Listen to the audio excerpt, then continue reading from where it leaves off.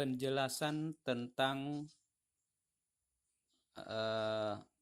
ayat Alkitab Roma pasal 8 ayat 6. Karena keinginan daging adalah maut, tetapi keinginan roh adalah hidup dan damai sejahtera. Sekali lagi dari Roma pasal 8 ayat 6. Karena keinginan daging adalah maut, tetapi keinginan roh adalah hidup dan damai sejahtera.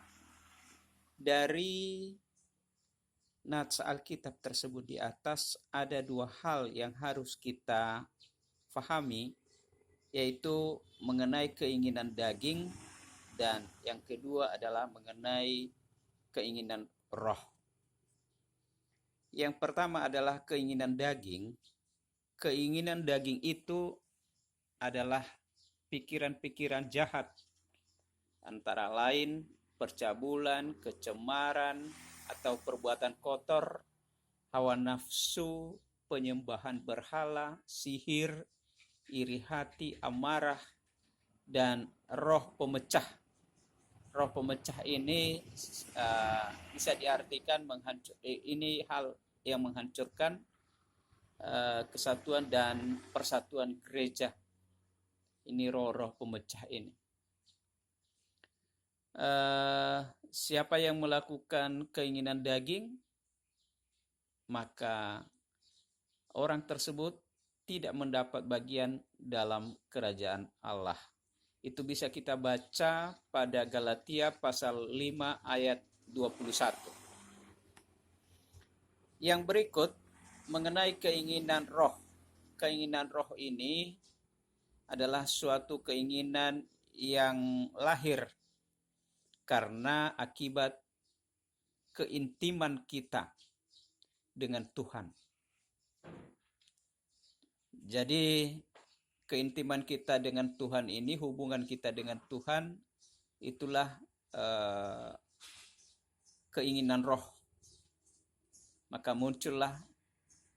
timbullah buah-buah roh dalam diri kita, yaitu buah-buah roh itu kasih, sukacita, damai sejahtera, kesabaran, kemurahan, kesetiaan, penguasaan diri, dan lain-lain. Ini bisa kita baca juga pada Galatia pasal 5 ayat 22 sampai dengan 23. Ada dua hal keinginan di dalam diri kita ini, sebagaimana sudah disebutkan di atas tadi, yaitu keinginan daging dan keinginan roh. Ini kedua hal ini adalah saling bertentangan, ya, saling bertentangan dalam pribadi kita masing-masing. Tentu kalau hubungan kita dengan Tuhan semakin intim, semakin bagus, maka keinginan yang ada dalam hati kita adalah keinginan roh. Artinya timbul dalam hati kita, dalam perbuatan-perbuatan kita mengenai buah-buah roh. Tetapi kalau kita semakin tidak baik hubungan kita dengan Tuhan kita, dengan Allah, maka tentu yang muncul adalah keinginan daging atau pikiran-pikiran jahat. Tentu dalam hal ini kita yang memiliki iman kepada Kristus, marilah kita serahkan diri kita dipimpin oleh roh Allah, sehingga keinginan yang timbul dari dalam hati kita dan hidup kita dan dalam hidup kita adalah keinginan roh, bukan keinginan daging. Sehingga hidup kita menghasilkan buah-buah roh dalam segala tindak tanduk kita. Ya. Jadi kira-kira beginilah secara singkat pemahaman tentang atau penjelasan tentang ayat Alkitab ini dari Roma pasal 6 dari Roma pasal 8 ayat 6. Karena keinginan daging adalah maut, tetapi keinginan roh adalah hidup dan damai sejahtera. Jadi dalam hal ini kita sudah mengetahui bahwa keinginan daging itu berakibat dengan maut, ya, mengakibatkan maut. Itu adalah keinginan daging.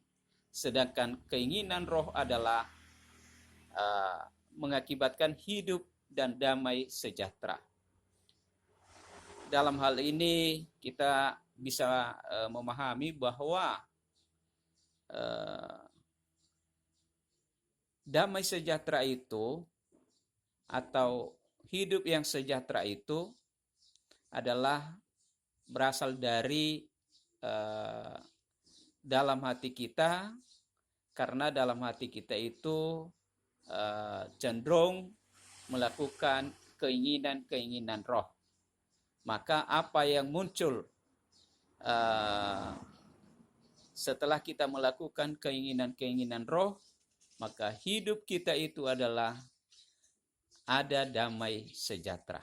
Tetapi ketika kita melakukan keinginan-keinginan daging dalam kehidupan kita di dunia ini, maka muaranya adalah maut atau berakibat maut. Untuk itu kepada kita semua, marilah kita selalu mengusahakan supaya hubungan kita dengan Tuhan kita semakin dekat, semakin bagus, semakin intim, agar di dalam hati kita adalah selalu muncul keinginan-keinginan roh. Sehingga di dalam perbuatan-perbuatan kita adalah selalu muncul buah-buah roh. Agar hidup kita ini ya tidak mengalami maut, ya. Karena upah dosa adalah maut, atau upah daripada kejahatan itu, upah daripada pikiran-pikiran jahat itu adalah maut, atau upah daripada keinginan daging itu adalah maut. Demikian penjelasan.